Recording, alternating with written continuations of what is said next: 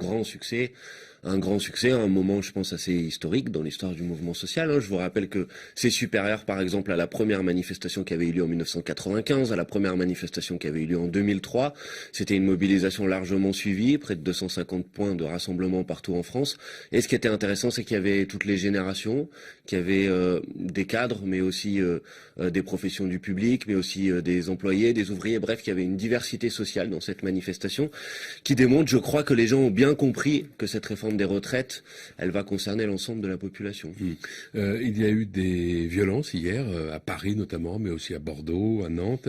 On a l'impression qu'il est devenu presque impossible aujourd'hui de manifester dans ce pays sans que des violences n'éclatent. Et la particularité, c'est qu'elles éclatent souvent dès le début des manifestations, alors qu'auparavant, c'était en fin de manifestations que des violences pouvaient survenir. Oui, après, ce qui est intéressant hier, c'est que malgré ça, malgré ces éléments perturbateurs, la manifestation a pu se dérouler et aller jusqu'à son terme. Et ça, c'était le plus important. Maintenant, il appartient, je crois, au pouvoir public, à la préfecture de police, de faire en sorte qu'on respecte la liberté constitutionnelle de manifester. Donc, quand il y a des éléments perturbateurs, qui viennent dans une manifestation, qu'ils soient isolés, mais que la manifestation, elle, puisse se poursuivre. Honnêtement, à Paris hier, moi qui ai participé à la manifestation, j'ai trouvé qu'il y avait une technique de NAS sur la place de la République, la place de la Nation, qui a immobilisé le cortège très longtemps.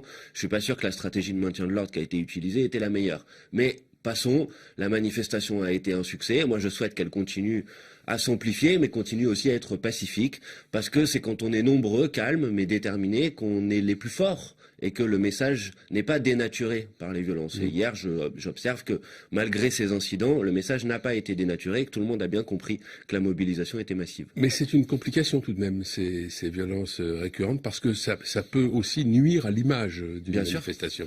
Bien sûr, c'est pour ça que je pense que c'est une erreur. Et que celles et ceux qui se disent qu'il faut se livrer à ces actes de violence se trompent.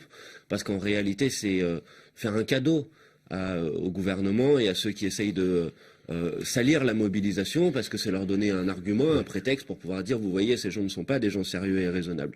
Je pense l'inverse. Je pense que si on veut être fort, si on veut être puissant dans cette manifestation, le plus important, c'est le nombre.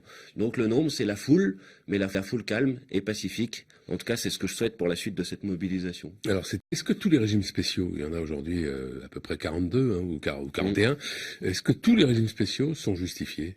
Peut-être pas tous, il faut regarder en détail, mais en tout cas, un certain nombre sont justifiés parce qu'ils sont justifiés par l'histoire, par le fait qu'à un moment, on a dit, vous, on n'augmente pas votre rémunération, mais en échange, vous allez partir à la retraite un petit peu plus tôt. Vous savez, c'était des compromis historiques. Mais sur ce sujet, le gouvernement multiplie les fausses informations. J'ai vu Gérald Darmanin dire, ça coûte 8 milliards d'euros, les régimes spéciaux. Mais c'est pas vrai, parce que quand vous regardez dans le détail, ce calcul-là, il inclut par exemple le régime des mineurs. Et vous savez, les mineurs, il y en a plus que 5000 qui sont en activité aujourd'hui, mais il y en a à peu près 150 000 des anciens mineurs qui sont à la retraite. Donc il y a nécessairement un déséquilibre démographique. Et si vous incluez ce régime spécial-là au régime général, ce déséquilibre démographique va continuer à exister. Donc tout ça est une manière d'essayer de stigmatiser une partie de la population et de dresser les gens les uns contre les autres. Et le succès de la mobilisation d'hier, c'est que les gens ne se sont pas laissés prendre au piège et ils ont compris que la manifestation, c'était d'abord une manifestation d'intérêt général pour faire en sorte que les conditions de vie à la retraite de l'ensemble de la population ne soient pas dégradées.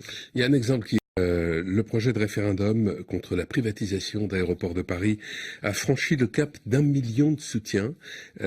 Pour vous, maintenant, la balle est dans le camp du président de la République qui, dites-vous, doit tenir une promesse. Bien sûr, puisque à l'issue du grand débat national, Emmanuel Macron avait dit, voilà ce que je vais faire, je vais descendre le seuil nécessaire pour le référendum d'initiative partagée à 1 million de signataires. Ces 1 million sont atteints jusqu'à maintenant, c'était 4,7 millions. C'est 4,7 millions, ouais, et il a proposé de le baisser à 1 million. Donc, on est en attente du projet de loi qui va traduire ça.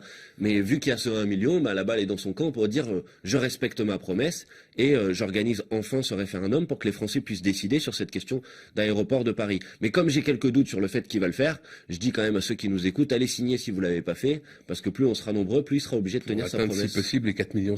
En tout cas, le maximum, parce que c'est comme ça qu'on augmentera le rapport de force sur le gouvernement. La pression, c'est le nombre. La pression, c'est le nombre, que ce soit dans la mobilisation contre la réforme des retraites ou contre la privatisation d'Aéroports de Paris. Merci Emmanuel Bompard, bonne journée.